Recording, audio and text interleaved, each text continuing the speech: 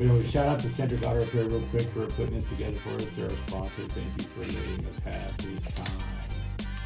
But here's what we're going to go into now. Right now, we're going to go into an interview. It's more of a Q&A, I guess, not so much an interview. But we are going to interview Mr. Victor Banuelos. He is the owner and operator of Centric Auto Repair and our producer and co-host. What's up, Victor? What's up, guys? So I have a question for you, man. Like, you came from very humble beginnings, you know, hearing stories about his grandfather recently passed away, and I read a lot of stuff, saw videos, and you tell us where you came from. Well, I was born in 1977. Ooh.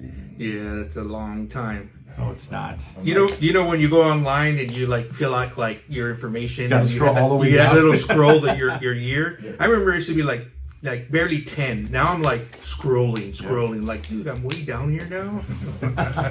It's to the end. You're like, sorry, no more. Yeah, so I grew up in Northern California, Modesto, over there by Sacramento.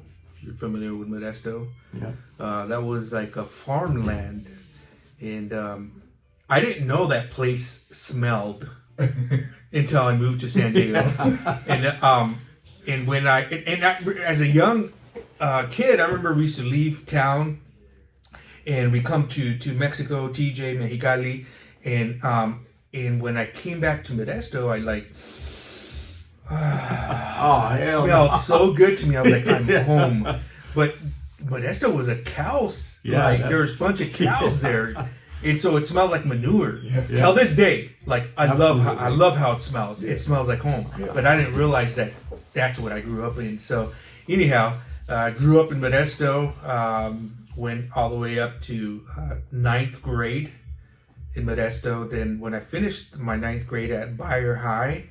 We moved down to Chula Vista, and we moved in with some family members, and I went to Chula Vista High, and went to a few different high schools after that. But yeah, that's when we came down. So grew up. My mom and dad are still married.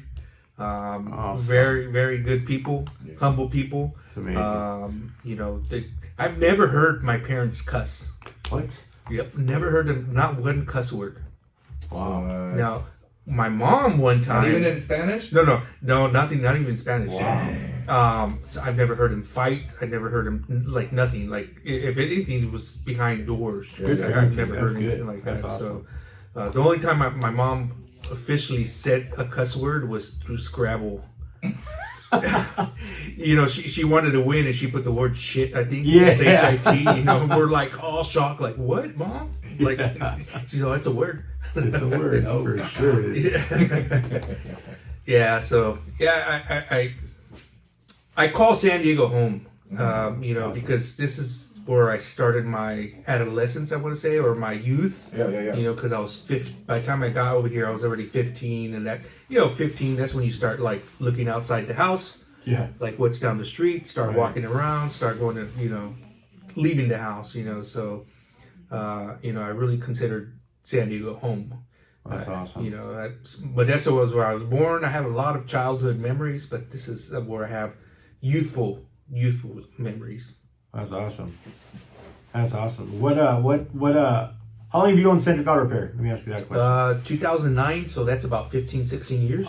Oh, What's the math? awesome. I don't know. Yeah. A long time. 15 years. Yeah. Good, because that's what I tell customers. 15, 16 years. So Around there. Rooted. I- Just say rooted. I remember when I first opened the shop, right when I got like to my 13th month, I was telling people, we're going on 2 years. We're going on 2 years, Yeah. you know. yeah. And then I used that for like a long time. We're going on 2 years, and then 4 years later, I was still using. We're going on 2 years. So what drew you to loving cars so much? Because I know you love cars. So what inspired you, or like, you know, was your pops really into cars, or were you just like, you kind of just followed him? My dad was. He had some cars, but he wasn't into cars like how I was. I want to say what drew me to this industry was just being an entrepreneur. Yeah. You know, I mean, my Nice. first business was detailing cars. You know, I was washing cars. I mean, the real stuff. Yeah. Detailing is a big word. You know. It's with a huge scope of what you got to do. Yeah. So I think by the time I was like 17, 18, someone had shown me how to detail, and I was working in the underground parking lots downtown San Diego. And it was really cool as we were doing all the Chargers cars and Charger girls cars and everything. The guy had like a hook up there too. So that's where I learned, and then that's how I kind of started getting into it, like detailing cars. Then I started my own business. By the time I was 19, I had my own mobile detail business. It was called Buff and Shine. Buff and Shine. Buff and Shine. Nice. And what else? Then I got a shop. I rented out a shop in Escondido out of FX Paging. If you guys remember FX Paging, so where everybody got their beepers. Beepers. Get their beepers and pay their accounts. You had And to go he ask doesn't your mom, remember newspapers. I need $20 for the month. Dude. You know. Yeah, totally. I remember that. And so FX Paging had this big building over there on East Valley Parkway, and he wasn't using his bays, so he rented it out for me. So from there, I went to school for window tinting. So I started doing window tinting, installing like little air intakes and stuff like that out of there, detailing, anything I could do, I was doing out of there. Nice. You know, so that was the start of the car stuff. You know, and it just slowly grew to what we're out here. You know, so. Let's talk about your real sales experience. Where'd you get the sales experience from?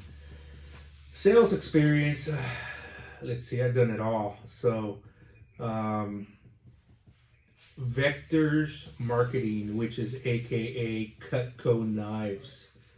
So I started selling knives at a young age too. And then from there, I went to selling cars. So that was my early 20s. I think anybody who wants to get into sales should go sell cars because it's brutal. It's fun. You know, and once you start selling cars, everything else is easy. Yeah. So, and then after that, I went to Ashley's Furniture, and that's where I basically landed. I worked in every Ashley's in this area. I worked in Miramar Ashley's, I worked in San Marcos Ashley's, I worked in Murrieta's Ashley's, I worked in Colton Ashley's. You know, were you just like, you just traveled, or did they make you like it was a part of your position? Like, were you like a district manager or something? No. I was just a regular sales rep. Okay, so But I was always moving to where the money was. Okay. So whenever a new store would open up, you know, I was like, I want to transfer. Oh, okay. You know? You're that guy. Yeah, you know, so I should show up where the money was. And Colton, man, that place, I don't remember the numbers, but they're doing big numbers in Colton. But when I showed up for that transfer, that was like towards the end. That was right before I opened up the shop here. I want to say they had 60 salespeople working on a Saturday together. Damn. Yeah, it was nuts. Cutthroat, man. The place was huge. It was part of the factory. The factory's there, but the showroom itself was just huge. You know, so they needed that many salespeople.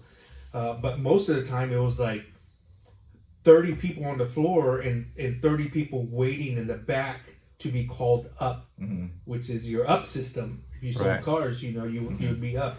You get the next customer coming out of the doors, coming into the doors. So you had to sit out there till it was your turn, you know. And then when it would get busy, everybody's on the floor. You know, that was cutthroat. You lose customers, and before you know it, you're like one of the 60s, you know, is grabbing your customer and talking to them, and so it was nuts. But yeah, I mean, sales.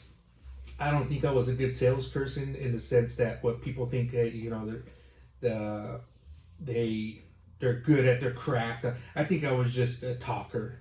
Like I love talking to people, you know, and usually I'd sit down with the customer, and before you know it, they're telling me their stories about something, and I'm telling their stories. and it was just naturally. I was just metiche. Yeah. Honestly, I was very metiche. Right.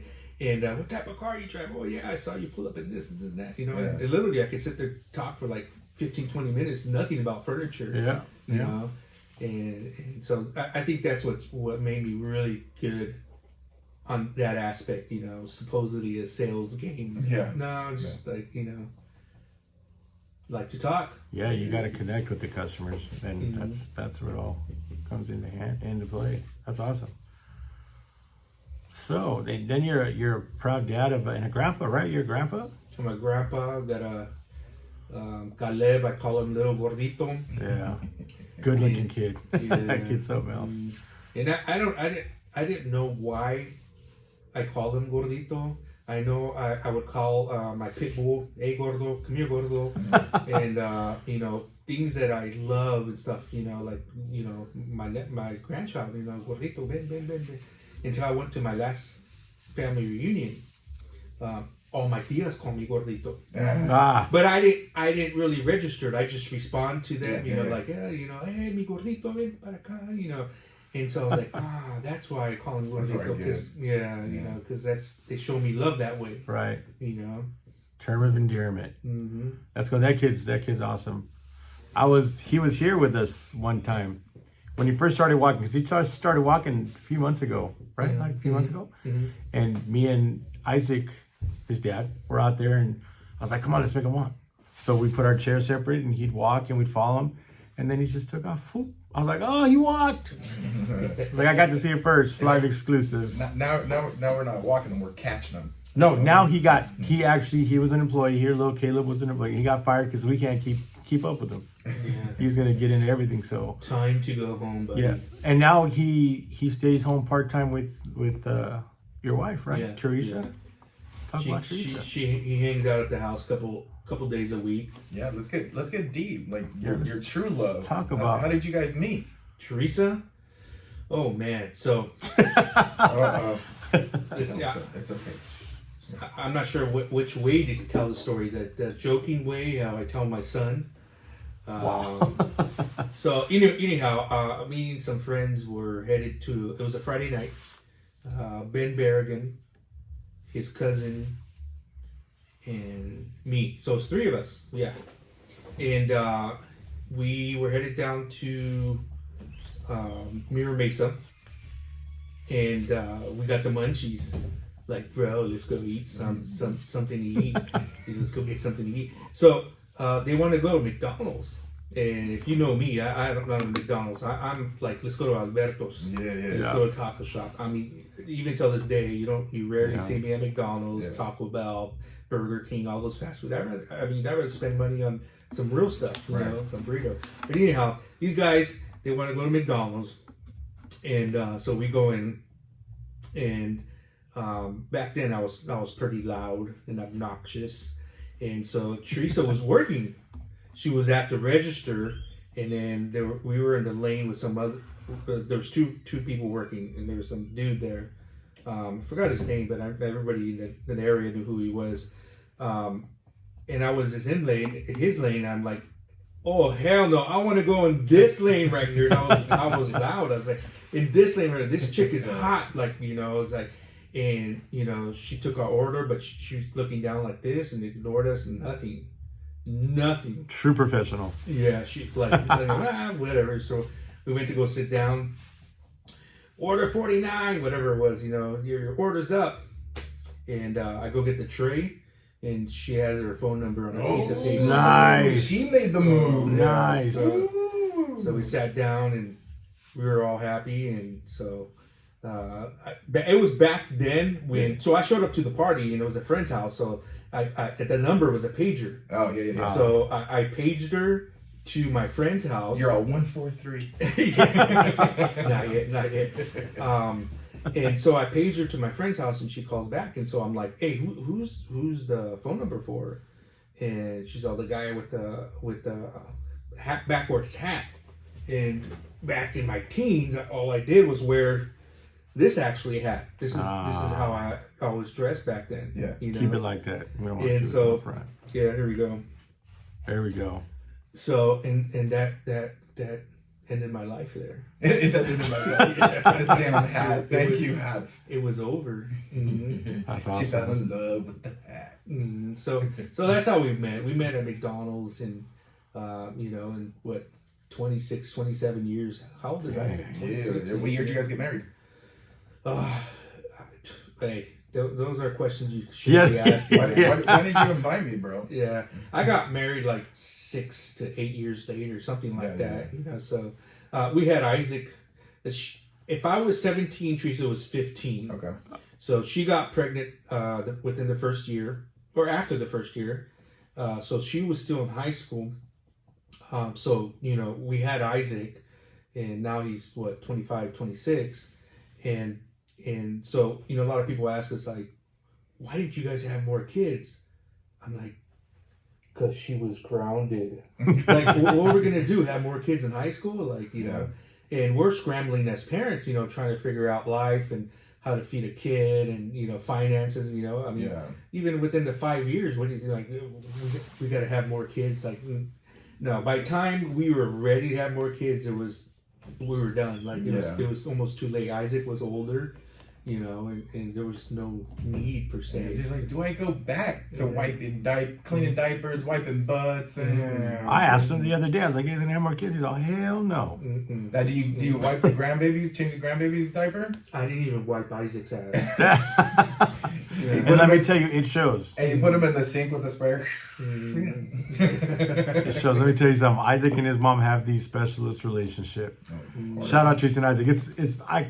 I talk shit all the time. Like, wow, there's your mom. She wants to feed you again. But his mom's. no, I'm saying I'm hating. I am hating. And like Isaac says, don't be mad because your mom didn't. Yeah, love you. too bad nobody loved you. It's like, my You're bad. because your mom don't bring you tortillas. Right in the heart. But she makes some bomb oatmeal. She sent her oatmeal sometimes, Mom. But anyway, shout out Teresa. Thank you for all you do. But they keep this place afloat. Him and Teresa are a great team. They take really good care of the guys. They take good care of all of us. They keep us all where we got to be. So Yeah, you want a raise, bro. no, hell no. I get some free soda. No, yeah, we do. You guys ever need an oil change? You want to drink? Come on down and see us. We got hot coffee in Starbucks cup. It's not Starbucks, but cups are Starbucks. And we got sodas. We got refreshments and entertainment. Chips, sodas, snacks. hot Cheetos, those. No more hot Cheetos. Those are gone. Sorry, Oh, I yeah. don't know who ate them, but they're gone. So what made you get into podcasting? I dreamed about it years ago. I had this imagination that, I would talk to my customers, and podcast them, because there's all kinds of customers that come through our doors here,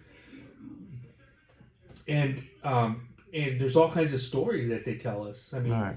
when they're broken down and life's kind of, crapping out on them because the car's broken down, they lead with their story of who they are and they got to do this and they got to do that. So, and then on top of that, people who have just great stories just in here for services and stuff like that. Just a lot of stories, and I always like picture, man, I wish, I could record them and, we can have a conversation, with them. And I've had some deep conversations with them where, one customer might come in and, we check them in and they're running out of here. And there's conversations where like, half an hour later, we're just chatting it up about other stuff. Yeah. Right. And me being Medici again, asking There about it is. him and what he does and stuff like that. So I just had pictured and imagined like me interviewing some of them. So I think this is the first step. I don't think we've interviewed an actual. Well, did we? Who was the coaches? Coach's Coach gonna be our first customer. yeah, he's a customer. Yeah. Actually, David DaCosta. David DaCosta. He's a customer. He's the first one. So I just imagined it. For some reason, it was like, that'd be something really cool that people might be interested in. So we'll see if people like it. If you like it, subscribe and like. Let us know. Hit them thumbs up. Hit that button. Be a part of the 26, right? I think it was at 26. I think we're at 26 Yeah, 26. subscribers right now. Let's get it. Let's get 30. Keep them going. Mm-hmm. We'll start small. Let's get 30. We'll go big. You guys get us to 100, we'll go live one day and just chop it up. Give us 100 people. 100 No editing, bro. I need. There's gonna be a editing lot on of both messes, sides. so get ready. But no, Victor's actually our producer too. He puts everything together, puts all the clips out there for you guys. So shout out Victor. Yeah. Shout out Centric. What do you think, Victor? Any closing thoughts? Anything you want to say before we wrap up the interview? No, I just I want to thank the community here. People embrace Centric Auto Repair. Thank the wife. Yes. She holds it down. Yes. She takes care of all the finances, and she's the one that's fighting, the state and taxes, and the feds and IRS and The boss. Oh, she has Nice. a battle. She's always battling them. So shout out to her.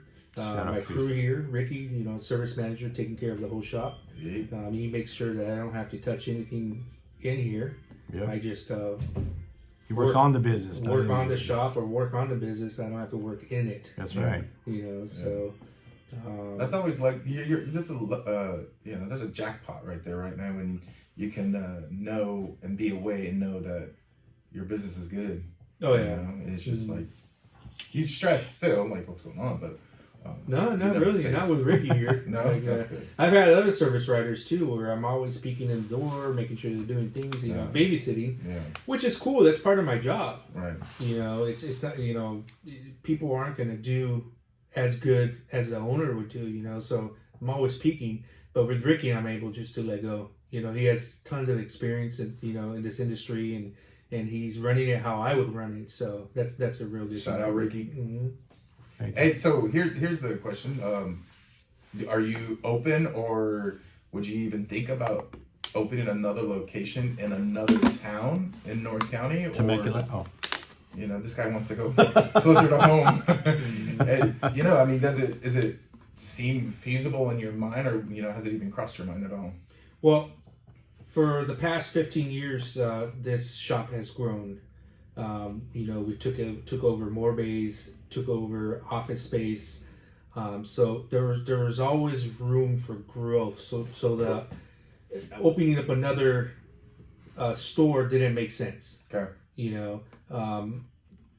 I thought I had room for one more mechanic. Maybe it is, but we might be maxed out. Mm-hmm. And I think if I wanted to open another store, I think it would be the perfect timing in the sense that we're maxed out here now.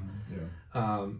But it's a tough business. Oh, okay. I mean, I understand a lot now, and I think it'd be easier, but it's work. Yeah.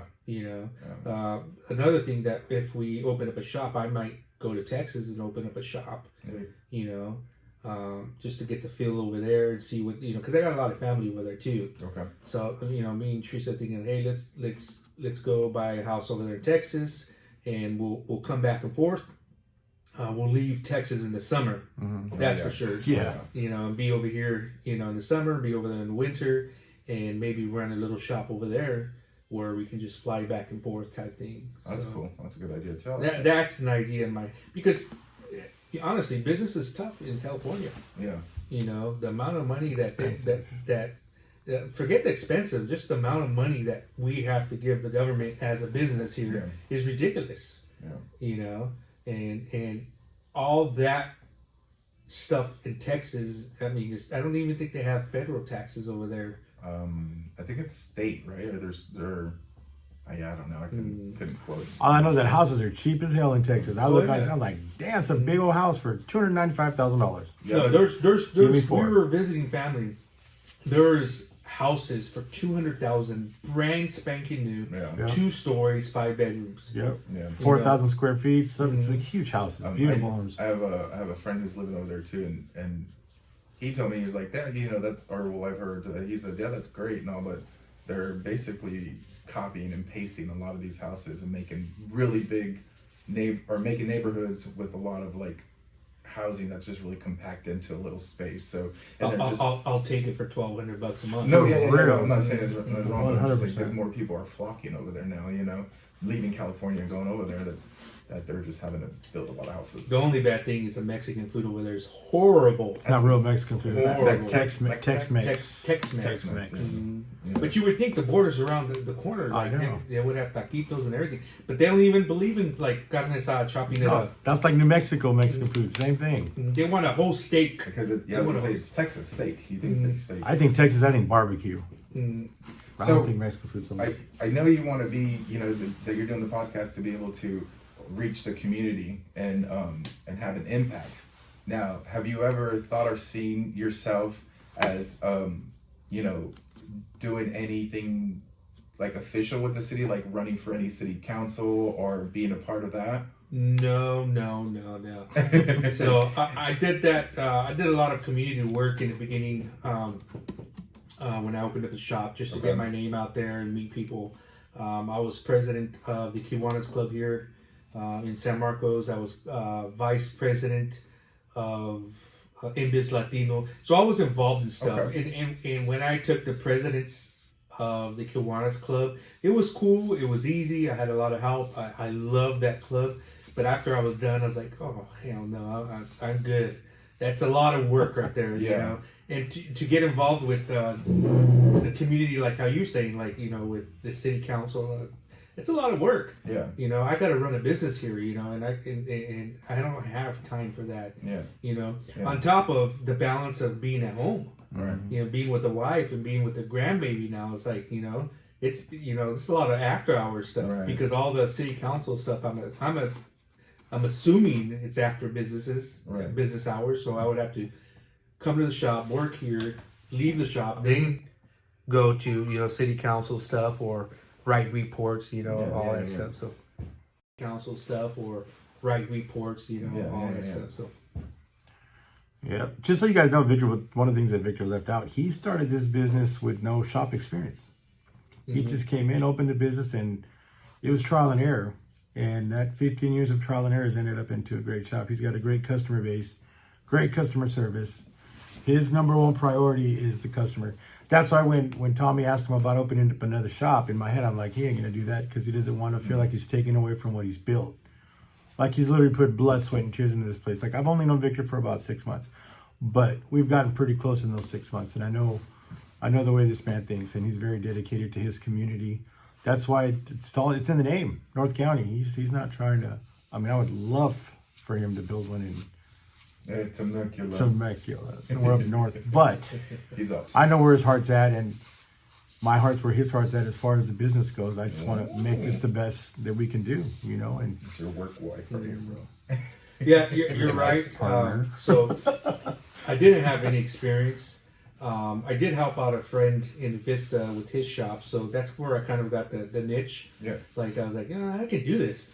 Like it's pretty easy. I just need to have somebody that's really good in the back, knows what they're doing, and that's how I did it. Yeah. So I found this place, opened it up, and man, that's a long story too. I mean, I'll save that for another episode. Segment. Yeah. But mentorships, that's the biggest key thing is learning from people who have done it or done it better than you. Yeah. Not someone who's just mediocre, like looking to a shop and looking at, the owner's wrenching still. The owner's looking for that guy one of my main mentors is Servando Orozco Auto Repair in Long Beach. They call him the King of Long Beach. He's a Mexican dude, and that dude has like 6 stores in Long Beach, good for him. 6 shops. And I went to a class, and I met him at the class. He was there was about 20 different business owners, and everybody's talking, and there's a round table, and they're teaching us stuff. And then he's speaking, and he's talking about all the shops, and I'm like, dude, this guy's Mexican. And he's like me, and he has 6 shops. So during that meeting, we had a lunch break. I moved my chair. He was on the opposite side, so I moved my chair and sat next to him, and I just befriended him. Nice. I wanted to be close to him and see, like, dude, how did this guy make it, And so, he was solid dude, invited me to his shops. I can go to a shop and open any drawer up. He would tell his service managers like, hey, let him see what he wants to see on reports on the computer and stuff like that. So, and that it was an eye opener for me. So that was a true mentorship. And besides that, there was a lot of different mentors within the shop's life, you know, and I think that's why we're successful, you know, because I'm not closed minded per se, you know. And if you're thinking of doing business out there, just look for mentors. See how people are, especially on YouTube now. You can go on YouTube and find out anything about your industry, you know. Nice. All right, folks. Well, this is Victor Banderos, again, owner of Centric Auto Repair. Why don't you tell us your location? We're here in the center of San Marcos, 375 South Rancho de Santa Fe. We're right by Bradley Park. And the new car wash, or the newer car wash, has been open about 1.5 years, 2 years. So we're over here. Thank you. Yeah, man. Thanks.